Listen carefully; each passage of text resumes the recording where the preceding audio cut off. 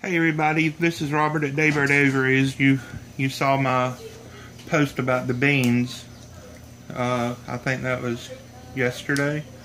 I just wanted to talk. I had several people ask me why I chose the variety of beans that I chose. And we grow two kinds of beans. We grow rattlesnake pole beans, and they grow 10 to 12 feet tall. They'll grow just as tall as you can provide a trellis. And we grow dragon tongue.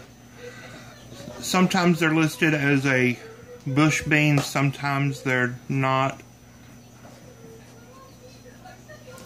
The dragon tongue beans, they produce this nice wide, almost flat bean with the purple streaks all over it. These beautiful purple streaks are going to disappear. The rattlesnake pole beans will sometimes have purple streaks, and again, they're going to disappear once you cook them.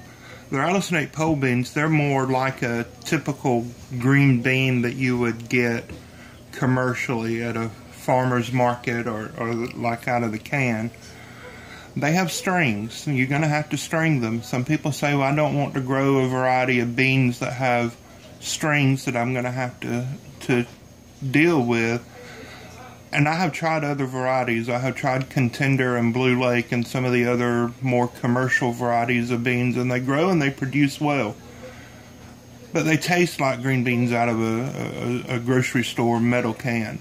And I prefer the flavor of these two varieties. This, like I was saying, is sometimes listed as a bush bean or a semi-bush or even a semi-pole bean.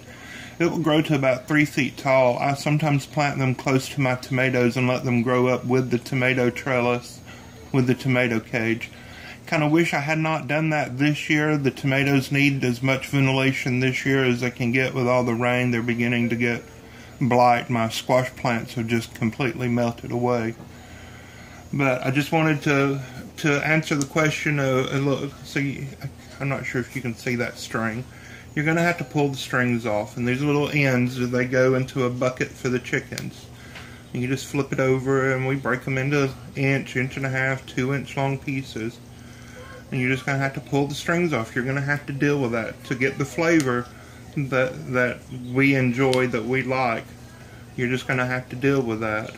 It's called a string bean. You're going to have to sit down with your kids and with your family and spend a few moments pulling the strings off the beans, just like taking the silk off the corn or cutting a bad spot off of a tomato. It's just something that you have to deal with homegrown food.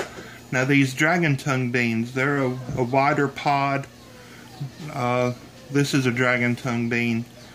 They kind of curl up, and once the bean starts to form, they look real gnarly, and they're really cool. The kids really like the look of them. They feel different. They feel almost velvety. All that disappears once you cook them. You're not going to feel that in your mouth. Sometimes they even feel sticky, the little hairs that are on them. They don't have very much of a string that you have to pull off. They break apart easily. There's not a string holding them together. They're just delicious, and if I had a whole lot, if I had grown more, I would keep them separate, and I would freeze them or can them in glass jars separately. But for today's purposes, we're just going to put them all together and cook them down. I'm going to add some salt and maybe just the tiniest little piece of bacon to this, and they're going to be delicious, and we're going to have them with tonight's supper. Well, that's why I grow them. They're very productive, both of these varieties.